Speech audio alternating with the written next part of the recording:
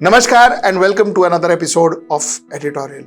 This is an interesting one. This is an interesting one because Bharatiya Janata Party, as we all expected, countered Rahul Gandhi's vote Chori claim. Now, the interesting part is that BJP said it is not Rahul Gandhi alone or Congress alone that were victims of vote Chori. We are also victims of vote Chori. So finally, who exactly is the culprit? Now, Rahul Gandhi had a presentation wherein he said that Mahadevpura, my apologies, of a constituency in Bangalore Central, he showed certain discrepancies, certain fraud votes, so on and so forth. In reply, ECI said that, listen, you know what, this comes under 23B and you'll have to give us a declaration under oath for us to take this up, and then only we will see Baba. You give it up, give it to us, because you have not filed any complaint and all. What are you talking about? You can't just take presentations and expect us to go and investigate. You give us this declaration and then we will decide what to do next. This is what the ECI said. ECI was not convincing. What Rahul Gandhi showed in that stage looked convincing to me. ECI may be right by saying this is the rule that you have to follow and all of that. ECI may also be right by saying that tumne abhi tak kyun nahi bola? Why did you wait for 6 months? But ECI didn't sound convincing at all. When they said that you fill this oath form under oath and then give it to us and then we will decide what to do next. ECI didn't sound convincing, which means that people of India didn't take that answer on its face value. People of India said that why? Why are you not answering, Rahul Gandhi? Now, mind you, I would like my audience to know that finally, who was getting hurt? Bharatiya Janata Party was getting hurt. Because what was Rahul Gandhi saying? Rahul Gandhi said that Mr. Narendra Modi became the PM with votes that were fraudulently casted. That is what Rahul Gandhi says. So finally, while he was aiming at ECI, the actual group that was getting harmed is Bharatiya Janata Party's image. Bharatiya Janata Party reacted. What did Bharatiya Janata Party do? Bharatiya Janata Party also aimed at the ECI. They also aimed at the ECI and finally they were trying to harm Congress. Which means what? The first thing that I want my audience to understand is both the opposition and the government, or the party that is running the government of India, feels equally that ECI is to blame. ECI has not done their jobs properly. This is what it is concluded. This is what the conclusion would be, right? Because Rahul Gandhi said it a few days ago, and today Bharatiya Janata Party said that there were fraud votes in Priyanka Gandhi's, Akhilesh Yadav's, MK Stalin seats. They said, these people, there were fraud votes. So finally, what are we to conclude as the common man of the nation? What are we to conclude? That ECI has not managed 2024 election properly? Is that what we need to conclude? The fact remains that what we said then, we repeat now. When Rahul Gandhi questioned ECI reacted by refuting Rahul Gandhi instead of actually understanding the problem and trying to see that is there a way to resolve this problem. What ECI failed to understand is what Rahul Gandhi said resonated with the rest of the country. People reacted to it. ECI was not bothered about the people. ECI was bothered about what Rahul Gandhi said and how to refute Rahul Gandhi or possibly, prove that Rahul Gandhi, what he's saying is wrong. The reason ECI asked an oath affidavit is to possibly prove perjury. And Rahul Gandhi, what he said is, listen, why would I give an affidavit under oath? Because the data that I am giving is not mine, it is ECI's data.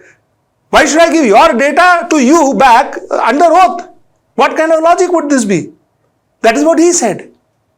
Now, I want to see whether ECI is going to ask Bharatiya Janata Party members also to give the entire thing under oath. And will Bharatiya Janata Party give? And finally, what am I, like I asked you, the first question, what am I as a citizen of this country to believe? That ECI is not working in India?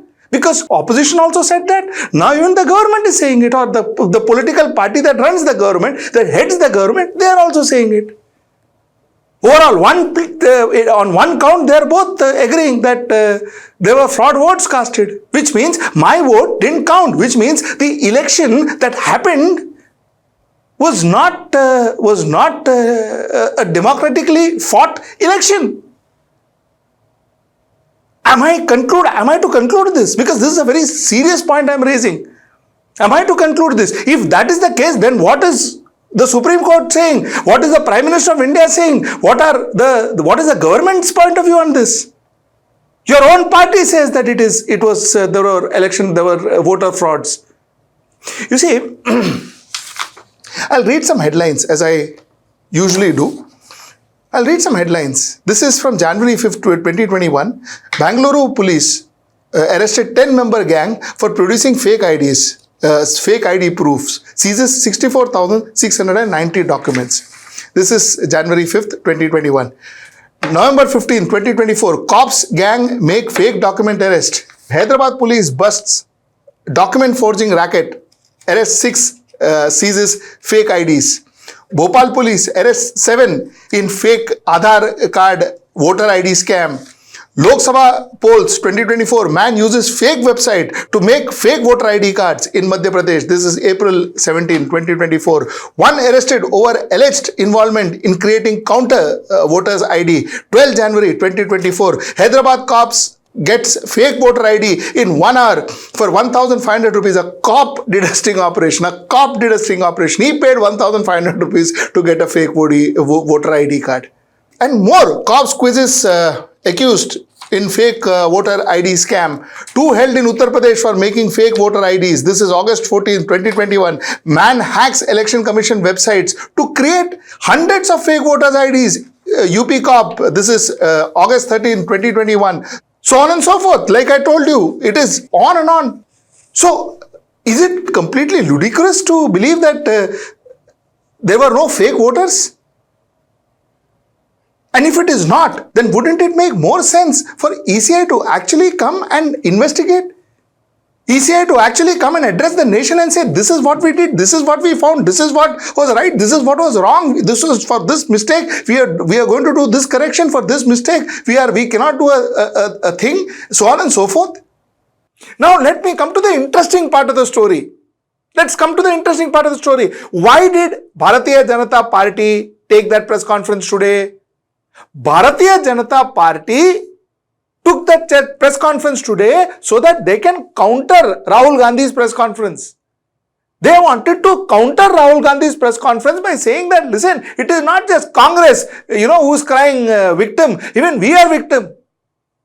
This is what their intention was. But unfortunately for them, what really happened was they actually ended up endorsing Rahul Gandhi's presentation. Think about it. They are endorsing what Rahul Gandhi said. Rahul Gandhi said, you see, election commission, they were fraudulent vote, those that was casted, and therefore our candidates lost.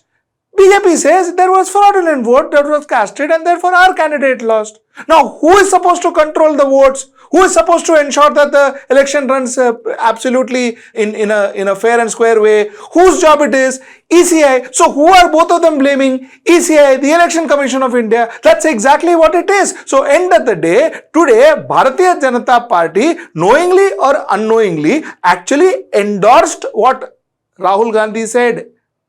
They endorsed it. Now it is very clear, and for a common man, the way I see it, my ruling political party, my opposition political party, both are telling me that ECI is wrong. Both are telling me that 2024 election was not conducted in a democratic way. Both are telling me that there are flaws in the way that election was conducted. Therefore, the candidates that got elected may not really have won the election through ballot. Now, what am I supposed to believe? Am I not supposed to believe that 2024 and 2025 elections, that is your Lok Sabha and Assembly elections after that, there were problems? It didn't happen because of my vote, it happened because of some fraud voters who went and voted. Am I not supposed to believe that? That has been made very clear. And that is what one is worried about. Now, Jagan Mohan Reddy in Andhra Pradesh is also claiming that Rahul Gandhi and Chandrababu Naidu and there were vote fraud there too. So now everybody is claiming. Everybody is claiming. Finally, what Rahul Gandhi said is something that every leader today is claiming. What exactly would that mean? You see, to conclude, it is imperative that people of India believes in our constitutional body. That is what my interest is. And that is what I said 3 days back too. It is imperative that we have trust in our constitutional body. Because that trust alone will keep our democracy robust. We lose the trust, our democracy goes kaput.